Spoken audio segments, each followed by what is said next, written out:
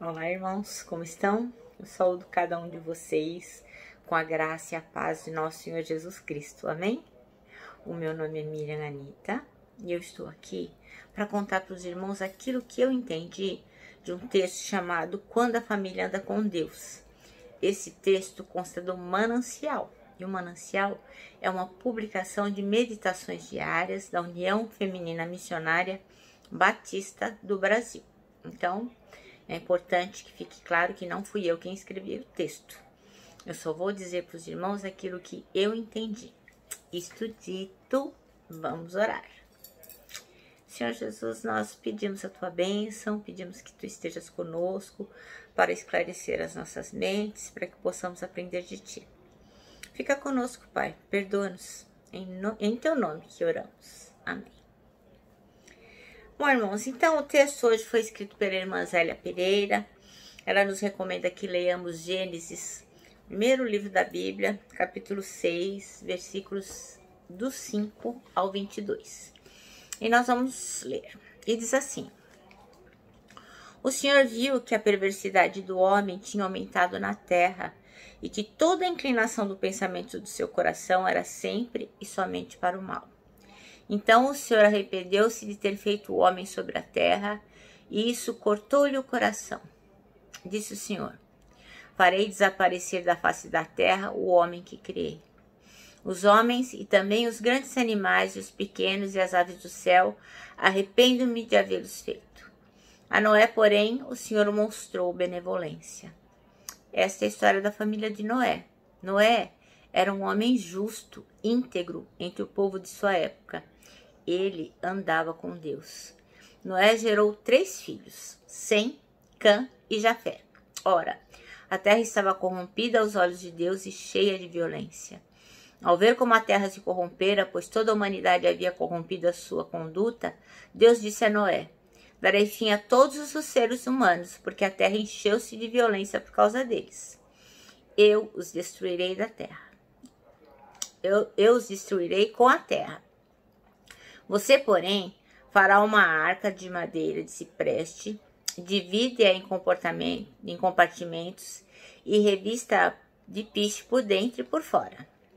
Faça com 135 metros de comprimento, 22 metros e meio de largura e 13 metros e meio de altura. Faça-lhe um teto com um vão de 45 centímetros entre o teto e o corpo da arca. Coloque uma porta lateral na arca e faça um andar superior, um médio e inferior. Eis que vou trazer água sobre a terra o dilúvio, para destruir o abismo do céu, toda a terra que tem fôlego de vida. Tudo o que há na terra perecerá, mas com você estabelecerei a minha aliança. E você entrará na arca com seus filhos, sua mulher e as mulheres dos seus filhos. Faça entrar na arca um casal de cada um dos seres vivos, macho e fêmea, para conservá-los vivos com você. De cada espécie de ave, de cada espécie de animal grande, de cada espécie de animal pequeno, que se move rente ao chão, virá um casal a você para que sejam conservados vivos. E armazene todo tipo de alimento, para que você e eles tenham mantimento. Noé fez tudo isso, fez exatamente como Deus lhe tinha ordenado. Amém? Bom, irmãos, então essa é a história do dilúvio, né? E a história sobre Noé. O texto escolhido foi o 18, que diz assim: Mas com você estabelecerei a minha aliança, e você entrará na arca com seus filhos, sua mulher e as mulheres dos seus filhos. Bom, então o texto começa dizendo que se você tivesse a tarefa de resumir a história de sua família em uma frase, que palavra escolheria? Certamente não é simples resumir todos os eventos, lutas, vitórias e derrotas de uma família em poucas palavras. Porque são muitas gerações, né? Então, realmente, existem épocas em que estamos todos bem, outras épocas que estamos em luta, enfim. Como você acredita que as pessoas veem a sua família? Há quem afirme que é possível enganar muitos por pouco tempo. Poucos por muito tempo, mas que é impossível enganar todo mundo o tempo todo. Então, o que a autora está dizendo assim, que existe jeito, né, referente aqui à família, de enganar muitas pessoas por pouco tempo. Então, durante assim, um certo período de tempo, você faz as pessoas acreditarem que a sua família é maravilhosa. Depois, você também pode enganar algumas pessoas que acreditam nisso por um pouco de tempo. Mas enganar todo mundo o tempo todo não dá. Então, ela pergunta aqui no texto, qual seria o resumo da passagem de sua família por este mundo? Então, todas essas perguntas devem nos desafiar a construir famílias que façam diferença. Em um mundo marcado pelo desamor, o desejo de Deus é que as famílias daqueles que o conhecem sejam diferentes e, por consequência, impactem outras famílias com um bom exemplo.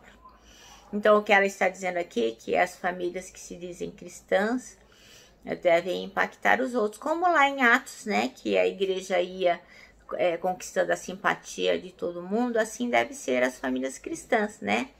Os outros, aqueles que não são cristãos, devem olhar para as famílias cristãs e dizer, nossa, é um exemplo a seguir, um exemplo de amor, generosidade, solidariedade. Enfim, não é uma família que causa escândalos, é uma família que é unida. Bom, aos olhos de Deus, a terra estava corrompida na época de Noé e cheia de violência. Mas a Noé e seus familiares o Senhor mostrou benevolência, decidindo preservar-lhes a vida. Certamente por saber que, mesmo vivendo em um povo mau, seu servo se mantinha justo, íntegro e íntimo do Pai. Sim, a Bíblia diz que o Senhor resolveu poupar Noé por causa que ele era um homem justo. Realmente, o Senhor foi muito misericordioso com Noé e sua família. Agora, o texto diz, você já imaginou agir como Noé e liderar sua família sempre na direção do Senhor?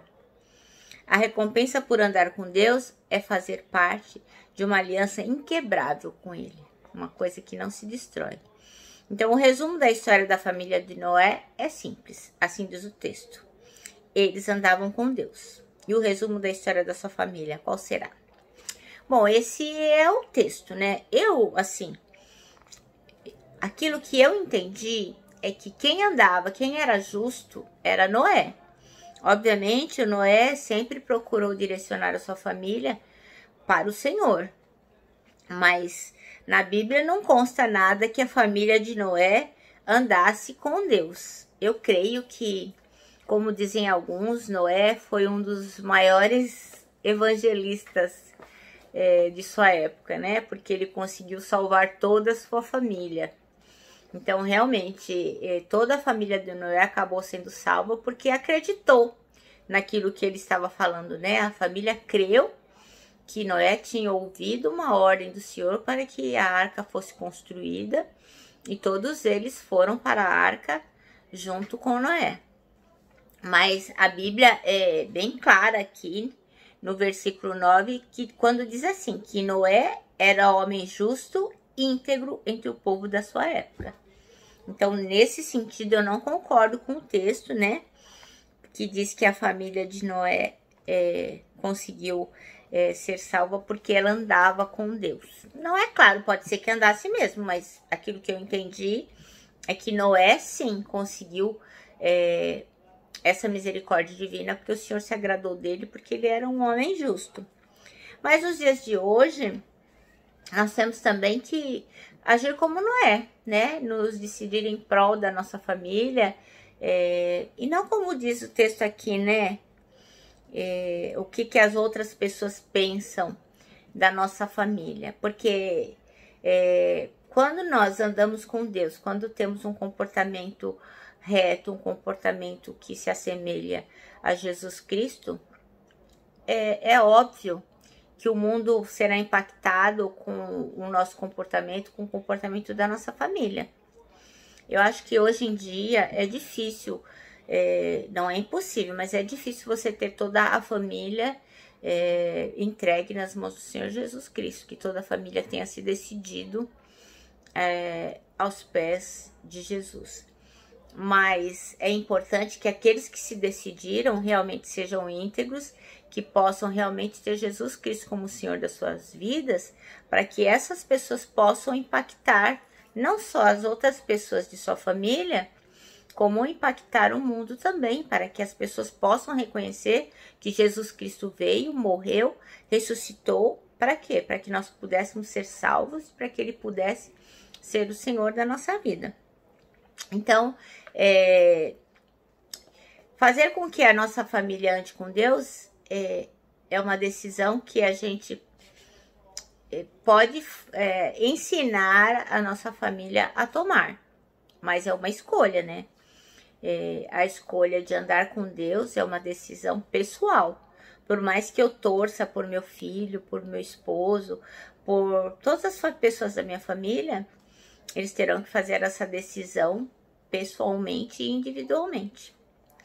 Então, só para elucidar, eu vou aqui contar uma historinha que tinha um rapaz esperando um amigo no aeroporto e ele viu chegar um homem se aproximando e junto com ele no aeroporto estava a esposa, um filho de mais ou menos 5 anos, um de 3 anos e um bebezinho no colo da mãe. E aquele homem foi se aproximando e o rapaz ficou observando. E ele assim abraçou muito ternamente o filho de 5 anos, falou: nossa, como você cresceu, você está lindo, nossa, que saudades, meu filho. Depois pegou o de 3 anos, nossa, você está muito lindo, maravilhoso, abraça aqui o papai, você é tão inteligente, o papai teve tanta sorte de ter você na nossa família. Aí falou: e a princesinha do papai? Pegou o bebê do colo da esposa e abraçou, e a bebezinha sorriu. E o jovem observando aquele encontro tão amoroso daquela família. Aí ele pegou a bebezinha, deu pro o filhinho um pouco maior segurar um pouquinho e falou: agora o melhor pro fim. Ô, minha esposa, você é tão amado, eu sinto tanto sua falta. E beijou a sua esposa e abraçou todos os filhos. Aí o rapaz tava vendo aquele encontro tão emocionado, né? Falou: ai, me desculpa, há quanto tempo o senhor está fora, né? Aí ele falou: 2 dias inteiros. Aí o rapaz falou: só 2 dias? Vocês são casados há quanto tempo? E ele falou: 15 anos. Ele falou: nossa, 15 anos? Poxa, eu estou realmente impactado, né? Com tanto amor, tanto acolhimento e tanta alegria em se rever. Eu espero que o meu casamento de 12 anos também possa ter esse mesmo amor, esse mesmo acolhimento, essa mesma ternura. Aí o rapaz, o senhor, né, que abraçou a esposa e os filhos, olhou para o rapaz e disse: não, você não tem que esperar. Isso é uma escolha. Decida isso agora. Então é isso, né? Então, realmente nós temos que nos decidir em prol da família. Nós temos que decidir em prol daqueles que nós amamos. Porque não adianta a gente granjar coisas, ganhar dinheiro, ficar horas e horas a fio no trabalho, ou se esmerando tanto na casa, lavando, passando, cozinhando, e deixando a nossa família sem atenção. Então é importante que nós possamos nos decidir a dar a atenção que a nossa família merece e sempre procurar direcioná-la ao Senhor Jesus Cristo, porque é o que há de mais importante. Então, o que Noé fez de melhor em tudo o que ele viveu e no caminho que ele andava sendo justo e sendo íntegro, foi salvar a sua família, conseguir levá-la juntamente com ele para a arca. Então, certamente, se tivermos uma família que ama o Senhor e anda junto com Ele, nós impactaremos o mundo e transformaremos outras vidas. Amém? Olha só, nosso manancial termina assim. É tempo de voltarmos nossos corações a Deus e trabalharmos para que as nossas famílias sejam referenciais nesse mundo perdido. É isso aí. Eu me despeço aqui com um abraço fraternal, um abraço de ursa e a nossa palavra de ordem, que é saudades.